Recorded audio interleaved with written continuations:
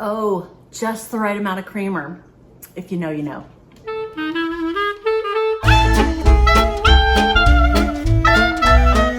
Hello and welcome to another video. My name is Heather and as always I'm reading with a vengeance, and as always I hope you are as well. If you've been here before, welcome back. Thank you so much for coming back, and if you're new to my channel, very warm welcome to you. I hope everybody is doing very, very well. How's everybody's summer doing? Is everybody getting a lot of reading done? Today I'm going to talk about what I read in the second half of July. So I'm going to start off with some stats. If I think about it, I'll put a timestamp. If you're not into stats, I'll put a timestamp for when I actually start talking about the books. No promises, don't hold me to that. But I know a lot of you do like the stats, so I will give those to you right now. So for the month of July, I read a total of 14 books. I had one DNF, which I talked about in my mid-month wrap-up. I read 7 women authors, and I read 5 authors, people of color. I read 9 physical books, and I read 5 audiobooks. No digital books this month. For the genres, man, I really mixed it up this month. A little pat on my back there. I read 1 classic, 2 memoirs, 2 literary fiction, 1 mystery, 1 graphic novel, 1 graphic memoir, 3 contemporary fiction, 1 historical fiction, 1 middle grade, and 1 sci-fi. Does that math add up? 2, 4, 5, 6, 7, 8, 9, 10, 11, 12, 13, 14. Yeah, math adds up. Who'da thunk it? For my star ratings, I didn't have any 5-star ratings for the month of July. Again, I think that's 2 months in a row. But I did have 2 4.5 stars, so that's something. 1 4-star, 3 3.5 stars, 6 3 stars, 1 2-star, 1 1.5 star, no 1 stars. Now, I don't rate 1 stars very often because if it's heading towards 1-star rating, then it's more than likely gonna be a DNF. And of course I did have 1 DNF. Yeah, so those are the star ratings, and let's see. So just to catch you up, the books that I talked about in my mid-month July wrap-up, I read Treasure Island, In the Dream House, The Paper Palace, The Devotion of Suspect X, Beatrice and Virgil, and The Way of the House Husband, Volume 4. My DNF from the mid-month wrap-up was the memoir by Ali Wong called Dear Girls. We won't talk about that. I think also in my mid-month wrap-up, I had, and this is just in case you didn't watch that one, but I had asked everybody to ask me questions to celebrate my 500 subscriber. I'm going to do a Q&A, which a lot of booktubers do. And so I wanted to put it out there. If there were any questions that you had for me, to go ahead and put in the comments. If you didn't do that in the mid-month wrap-up, you can feel free to do that here in the comment section. If there's anything you'd like to know, I'm an open book. If you have any interest whatsoever, any burning desire to know something about me. So anyways, any questions down in the doodly-doo, please. Let's get started with talking about the books I read for the second half of July. Starting with the Nobodies album by Carolyn Parkhurst. This is a contemporary fiction / mystery. I had this on my TBR for a very long time, and the reason I had it on my TBR is because I read one other book by Carolyn Parkhurst called The Dogs of Babel. I absolutely loved it. I think I've talked about it in a previous video. It might be in my video for books if you're an animal lover. But I absolutely love that book, and I knew that I wanted to read something else by this author. And she did not disappoint. I didn't love it as much as Dogs of Babel. Let's see, what is it about? So this follows Octavia Frost, who is a best-selling author, and she has just completed her, I believe, 8th novel. And it is kind of a unique novel in which it is compiled of the final chapters of all her previous books, but rewritten. So a different ending for each of her previous books, all compiled into one book. She's on her way to drop off the manuscript at her whoever they drop off manuscripts to, publisher, editor, agent, not sure. Anyways, she's on her way to drop off the manuscript when she sees a news crawl saying that her son, her estranged son, Milo, has been arrested for murdering his live-in girlfriend. So Milo, they haven't talked in several years. I want to say 4 or 5 years, because of a tragedy that happened in their family back then. And you learn through the course of the book what that tragedy is. You don't know it right up front. But even though they're estranged, Octavia is Milo's mother, so she feels compelled to go to him.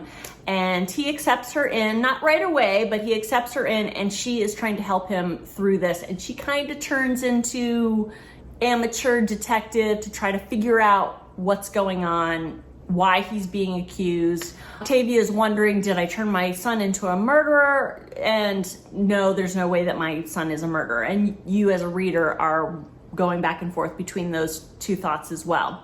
The book is told in not dual perspectives, but you're going back and forth between Octavia's point of view, and then you're also reading the original ending to each of the books and then the rewritten ending. What had led her to this idea to rewrite these endings is, I think, like a fan wrote in and mentioned something about how most, if not all, of her books deal with the death of a child. And she wanted to change that ending in each of the books. And so you're kind of going on that journey with Octavia, kind of switching those clues to the tragedy and changing it. I thought this format was really interesting. It had a couple of slow parts. There are parts in the story where you're wondering, like, where's this going? Why do I need to read this ending to several books that have nothing to do with the story? But it does have something to do with the story. And it ultimately kind of clicks into place, but it takes a while to get there. It kind of drags a little bit in the middle. I thought that the format also was unique in that you kind of get multiple, I don't know if you would call it formats, tropes, genres, I'm not sure, but you get like a family drama, you get a mystery, and then you get several short stories. So I thought that was interesting. Oh, and just a trigger warning for, she uses the phrase, I let out a breath I didn't know I was holding. If I didn't mention before, I also listened to this book. I thought I thought the narrator did a really good job. She had a pleasant voice. I like how she did the different voices. So yes, I enjoyed this as an audiobook. I gave this 3 stars. The next book I read was Miss Benson's Beetle by Rachel Joyce. This is a historical fiction that takes place in the 1950s. It might even take place in the year 1950. And this follows Marjorie, and she is in her 40s. She's considered a spinster. She's in a dead-end job. She's in England, and England is still recovering from the effects of World War II. They're still rationing with food. Most of the male population are gone. And she's in a dead-end job as a teacher, and she is not treated very well. And she decides to kind of chuck everything to the wind and go on this adventure to New Caledonia, which is this remote island, to discover the golden beetle, which no one has discovered yet, but knows that it exists. I'm sure that's explained in there, but I think it was her father who as a child would talk to her about sciencey stuff and gave her the idea of the golden beetle. Anyway, she wants to be the one to discover it. So she puts an ad out because she needs an assistant. Through a couple of interviews, she meets the very unlikely Enid Pretty, who is Marjorie's absolute opposite. Marjorie is conservative, very subdued, the consummate professional, whereas Enid is very flamboyant, outgoing, wild blonde hair, wearing pink frilly things, and is loud and laughs a lot. And Marjorie turns her down initially, and then she hires somebody else, and just through some mishaps, the person that she wanted to hire doesn't show up, but Enid does. And so they embark on this journey, a weeks-long boat journey, and then a flight from the mainland to the island, and then car ride to the hut that they were gonna stay in. And all along there are these mishaps, and Marjorie and Enid are getting to know each other. And there are parts that are super funny, and because Enid is just so different from Marjorie just doesn't know what to make of her. But then there are times where Marjorie gets sick and Enid takes care of her, seasick on the ship. And so there's this friendship developing, a very unlikely friendship. There were parts that I have to admit that Enid really annoyed the crap out of me. I mean, she's just so extra. She annoyed me sometimes, but in the end, you really kind of grow to love both Marjorie and Enid. And so this is kind of a friendship between women, found family. Also, Marjorie, you're learning about Marjorie's mysterious past, what happened to her father and brothers. You're learning that Enid has a mysterious past, and you get the feeling early on that she's running from something and she might be responsible for a pretty big crime. And then also one of the candidates that Marjorie interviewed for assistant position gets turned down, and he's this creepy guy who ends up stalking Marjorie through the whole book. And so you follow all these mad mishaps and this journey and this adventure. And the adventure part of this story is, if you like a good adventure, you would really love this book. I did enjoy it. I felt it was a little bit slow again for me at some parts, but I really did enjoy it. In addition to the friendship and the found family, it's also about self-discovery and the lasting effects of war. I gave this one 3.5 stars. The next book I read was Poppies of Iraq by Brigitte Findakly. I'm not sure if I'm saying that correctly. Findakly.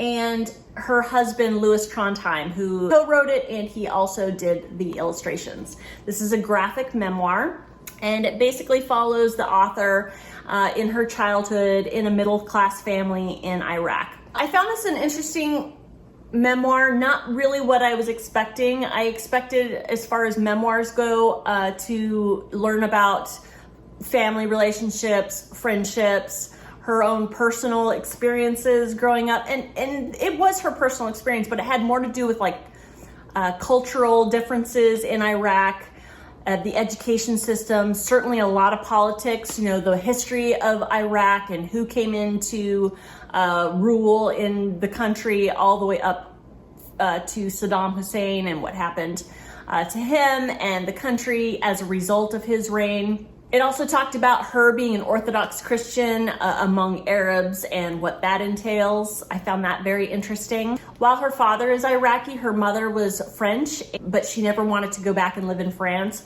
But due to the politics and economics of the country, they were kind of forced to flee Iraq for a time and live in France. And then it talked about the cultural differences living in France after living in Iraq, and I found that to be interesting. Where she got the most personal is when she talked about how, even though due to the politics and the economics of the country, it was deteriorating fast. Her family that still lived in Iraq, she could tell every time she went back to visit that their homes were falling apart, the streets were falling apart, businesses were closed down, they had a hard time getting a hold of certain types of foods, fresh fruit was unheard of. And even through all that, she had this connection to her home country and she missed it. And she talked a lot about that. But most of this book was really about kind of the politics of the country that I felt kind of disconnected from. But that was just more of a me thing. I found the illustrations were lovely, very simple. And I'll show you this page. The illustrations here, definitely full color. But then she also intermixed some personal photographs from her family, which I enjoyed as well. I always enjoy personal photographs from someone in a memoir, so I enjoyed that. This I got from the library. I have to return it today. If you're interested in the politics of a country, specifically a Middle East country, which I think can be very fascinating, she goes into a lot of that here. There's lots of talk of the history of Iraq and the different people that came into power and how they came into power and what happened to the people because of those people who were in power. And I found that fascinating. I'm glad I read it, but I will say, if you are not into the politics and the history of a country itself, take that into consideration. It's short. I got through it, I think, in a day, in one sitting. I gave this one 3 stars. The next book I read, also a library book, is The Wild Robot by Peter Brown. This is a middle grade book. This was a total spontaneous grab off the library shelf when I was perusing one day, and it was the cover. Look at the robot right up here. it looked adorable and a quick read, and so I picked it up, and I'm so glad I did. This is absolutely adorable if you're in the mood for a heartwarming, easy, quick read. I would recommend this book. So this follows, that's Roz, and Roz stands for something. What does it stand for? Roz. Rozum, I believe, is the name of the company that made a whole bunch of robots. There's a bunch of newly created robots that haven't been activated yet, and they're all in individual crates on this ship, and the ship ends up sinking off the coast of a deserted island. All the crates kind of sink to the bottom of the sea, or they're crashed up against the rocks, and only one crate survives. Some curious otters come and kind of open the box and flip on the activation switch, and Roz comes to life, really. And she finds herself on this island, and she knows somehow that she needs to survive. She calls herself Roz, and she tries to make friends with the wildlife, but they think she's a monster and they're afraid of her, and so they kind of ignore her. So she kind of goes about living her life on the island, creating a safe space for her to sleep, deactivate. Through her programs, though, she is able to communicate with all the wildlife on the island. And as she's kind of learning to get through life, she ends up kind of trading her abilities and helping other wildlife, and then the wildlife kind of know that she's not to be feared, and she ends up befriending everybody. She ends up taking in an orphaned baby gosling, and she takes him in and she ends up raising him, and it's so heartwarming. She basically just lives her life. The island becomes her home, all the animals become her friends, and there's adventures, there's mishaps, there's misunderstandings. There's a particular wildlife, the bears, who Roz doesn't get along with immediately, and all the wildlife fear the bears until something happens, of course. And so she's living her life on this island happily as can be, until her past kind of comes back to haunt her, and she is led to make a difficult decision. And I don't want to spoil anything for you, but it's such a cute little story, and I really enjoyed it. I gave this one 4 stars. The next book I read was an audiobook, and that is The Other Black Girl by Zakiya Dalila Harris. This is a popular one on Booktube. This is a contemporary fiction / mystery suspense. And this follows Nella, and she is an ambitious young editorial assistant for a publishing company.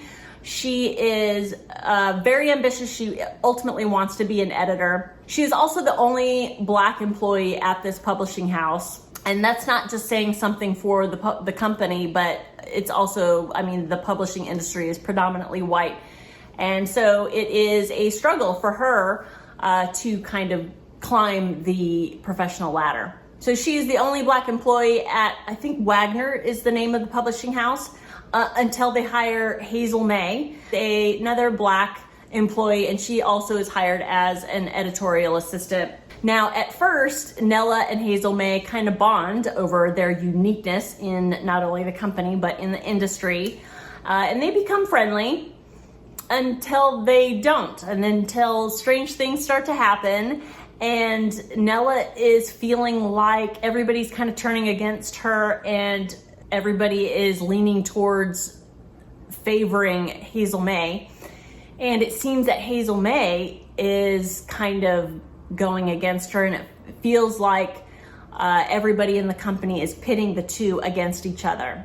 I really, really enjoyed the writing of this book. There's a lot of commentary on racism in general, but specifically in the publishing industry and in an office environment. I felt like at sometimes the commentary was a little heavy-handed, but being a white girl, that might just be natural.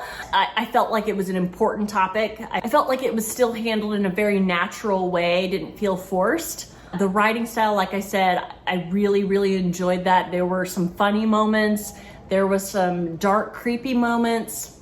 What I did feel really relatable to me personally was the whole office environment. For many, many years, I worked in an office as a legal secretary, and the politics and culture inside of an office is something quite interesting. This author captured it perfectly. I absolutely could relate to all the shenanigans and goings on in an office. And she talks a lot about that, that I just found super relatable and quite relevant to the story. I found the story very suspenseful. You definitely are turning the pages, listening to it, or however you want to say. I felt like I always wanted to pick up this book and listen.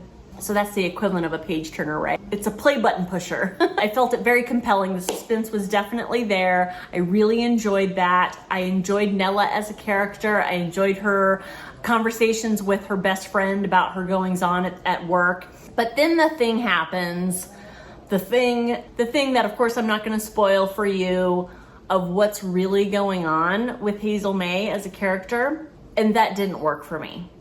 I'd really like to tell you why it didn't work. I will tell you, of course, without spoiling what the thing is, why it didn't work for me. I just felt it came out of left field. I feel like it kind of bent the genre a little bit, and sometimes that works. For me, it didn't work here. So I will say though that it had a very Jordan Peele-esque type of ending, which I really liked. If you like that movie Get Out, you would probably like this book.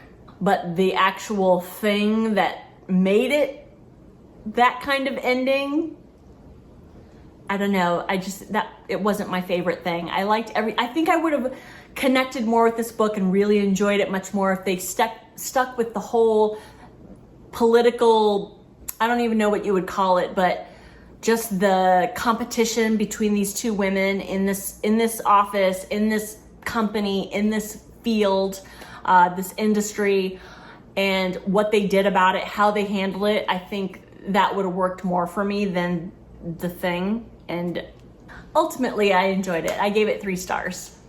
The next book I read was Beartown by Fredrik Backman. I love this author so much. I think this is a popular one. If anybody reads any of his books, it's between this and A Man Called Ove. So this basically follows a town. The town is a character itself, and that is Beartown.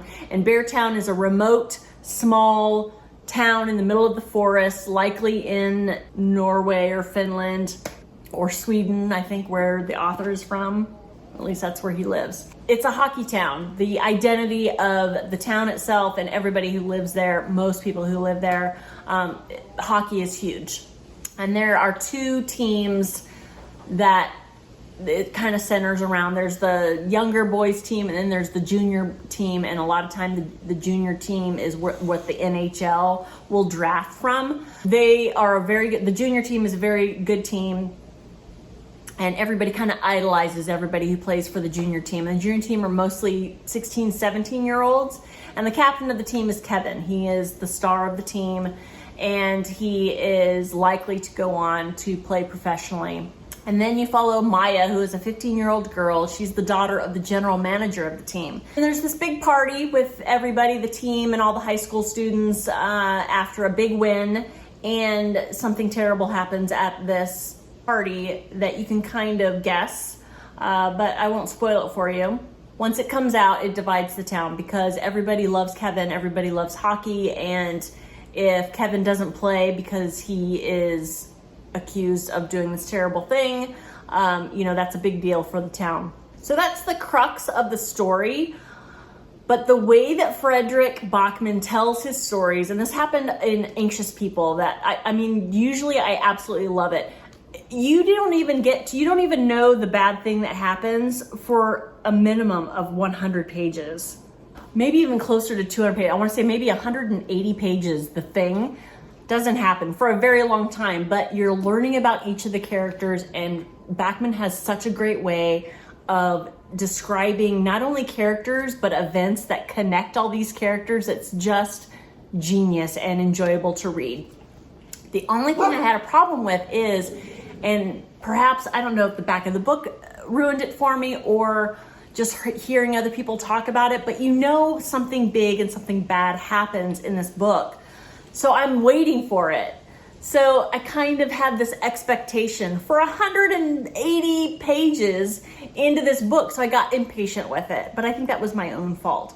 If you give yourself a break and don't be expecting the bad thing to happen as you turn each page, I think you'll find more enjoyment in this book. He's such a fantastic writer. I absolutely love it. I plan on reading everything from him. I think this is the fourth I've read. I've read Anxious People, A Man Called Ove, Britt Marie was here. Yeah, I think this was the fourth.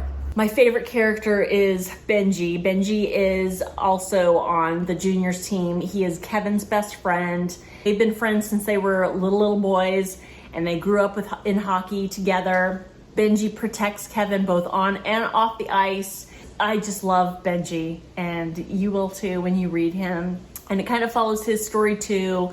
There's another character, Amat, who comes onto the team kind of late in the game. He was bullied by the big boys at first, but now he's one of them. So he's got this kind of identity crisis of, you know, does he want to turn into the kind of boys that bully the younger boys, and does he want to be accepted by this group? And so there's that kind of character journey that Amat is going through. And there's just all these other character arcs that are just fascinating to read about. I absolutely loved the ending. And I thought I was going to hate it. There was a point in this book where you think something's going to happen. And I won't say what that thing is because you know I don't spoil here. But it was, I had to put the book down for a couple of hours because I'm like, if this thing happens the way I think it's going to happen, it's going to ruin it for me. It went a different direction. Anyways, I love the ending of this book. It could have gone a couple of ways. I gave this one 4.5 stars. I think the thing that just kind of kept it from being a 5-star book for me was just the anticipation. It was just too much anticipation. I felt like I had moments of, come on, let's get to the thing already. So it was a 4.5-star book for me. I highly recommend it. The next book I read this month was Mad About Men by Madelyn Morgan. This is a memoir, and it's basically a memoir of this woman's dating shenanigans after her divorce and being a single mom career woman. And it's hilarious. It's pretty funny. The whole reason I picked this book up, my best friend Margaret sent this to me in the mail saying this author is a friend of my sister, and so I got this book and I think you would love it. Margaret and I, you know, we kind of went through our 20s together and went through the whole dating thing. We also were single in our 30s, I think, 30s, 40s, early 40s. And we did the whole dating online. I met my husband online. And so it was just relatable to Margaret, and she knew it would be relatable for me as well. It is funny. If you have found yourself in your 40s and have dated in your 40s, let me tell you, dating in your 40s is not the same as dating in your 20s. It is an entirely different animal. And she captures it in this book. Very funny stories. It's somewhat short. I got through it pretty quickly. It says memoir, but then it says memoir. I gave this one 3.5 stars. I think I hacked off a star because every single chapter was one story or another about some kind of dating fiasco, or she had good stories to tell too. Not every story had a bad ending, but every single chapter had to do with her dating life and her relationship with men and what she wanted in a relationship and so forth. But there was one chapter in the end that just I felt kind of out of left field. She addressed her daughter's struggle with her sexual identity. While I think it's an important topic, but I felt like it kind of stuck out like a sore thumb in this memoir. You know, Mad About Men, her story about her dating adventures. I felt like that last chapter about her daughter was just, I don't know, it just didn't fit. So while I felt it was interesting, I didn't feel like it belonged in this book. But who am I to say what goes in someone's memoir? I'm just saying that's why I kind of rated it a little bit lower than I would have. So yeah, 3.5 stars. The last book I read in the month of July was Recursion by Blake Crouch. This I listened to, and it was a very, very good book. It is a sci-fi thriller. I picked this up because the first and only other book I've read by Blake Crouch is Dark Matter, and I absolutely loved it. Loved that book, and I'm so excited to find out that it's going to be either a movie or a mini-series. Anyways, I love Blake Crouch's writing. I will read everything that he puts out eventually. Now, I didn't love it as much as I love Dark Matter. This one was a little bit more science-y. While I understood it enough to enjoy the story, if someone were to say, hey, explain to me the science / technology that they're talking about here, I'd have a hard time. So there were a couple of points where I was having a hard time wrapping my brain around the sciencey stuff. And sometimes that makes me uncomfortable because I feel like I might be missing something. I think also part of that was I don't like rewinding on an Audible book. If I were reading the physical copy, I would perhaps go back a couple of pages and try to really delve into what they're talking about so that I can really grasp it. But I don't like doing that with Audible books. I kind of let it go, but I will say that didn't really take away from enjoying the story. I think in general, just for me, sometimes I really need to be able to grasp it so that I can explain it to somebody else. That's why I didn't quite enjoy it as much as I enjoyed Dark Matter. What is it about, Heather? This follows Barry, who is a cop, and he gets called to the scene of a woman who wants to kill herself by jumping off this building. He's trying to talk her down and is finding out that she is suffering what's called false memory syndrome, which is this thing that's afflicting people are all of a sudden waking up one day being flooded with memories of a life they didn't live. So perhaps a child that they had in the memory that they don't have, among other things, and it's causing them way too much pain. In following up with this story that this lady tells him, he goes snooping on his own, and he finds himself being strapped to this chair with this scientist saying, I'm going to give you a gift and explain to you what I'm doing here, science-wise. Barry essentially is sent back to the night that his daughter dies, and he is given the opportunity to change things. So then flip that with Helena. You follow Helena, who is a scientist who has invented this chair, and the whole purpose that she invented this chair is because her mother is suffering from Alzheimer's. So she wants to be able to come up with something that renews memories and gives it back to people who have lost these memories. But somehow that, coupled with the science of this other guy, they get together and they're able to map these memories that actually happened, but through sitting in the chair and then being in this deprivation tank, they're able to go back to this memory and relive things. But it's really screwing up the world because, and this is where I might have a hard time explaining what happens, but when you change your own life, obviously when you change the past, it changes everything else in the world. But it's not so simple in this book. But that's where the false memory syndrome comes from. So when you go back and you go back to this memory that you have and you start living your life from then forward, as soon as you reach the point back in the future where you have been sent back, everybody else's memories of what happened before you went back and changed that memory comes flooding back. So if that makes sense, that's the best I can do, but it was a good book. If you are a little bit more comfortable with reading sci-fi, I think you'll really love this book. I'm just fairly new to sci-fi. Again, while I enjoyed the story, the suspense thriller part of it was really enjoyable, but there was a time also that, you know, when Barry and Helena kind of get together to try to stop what's happening because ultimately this technology is destroying the world. There's a couple times where they go back and try to fix things and they fail. Go back, try to fix things, fail. And it happens too many times. Something different happens each time, and I guess that was kind of a fun adventure to follow. but it just got a little bit repetitive.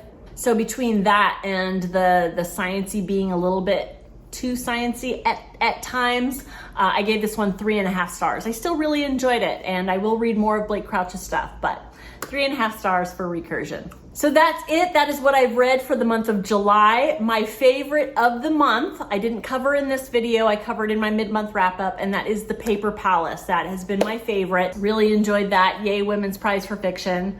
What I am currently reading, I am just finishing up The Artificial Condition by Martha Wells, which is the second in the Murderbot series. I'm listening to The Last House on Needless Street. What in the actual F am I listening to? That'll be fun to talk about next month. What are you guys reading? Have you read any of these books, and what did you think of them? Do you agree or disagree with my assessment of them? I would love to hear about it down in the doodly-doo. If you are still watching at this point, thank you for starters, but please consider giving that like button a boop, and a subscribe would be wonderful. Thank you so much for watching, and I will see you next time. Bye-bye.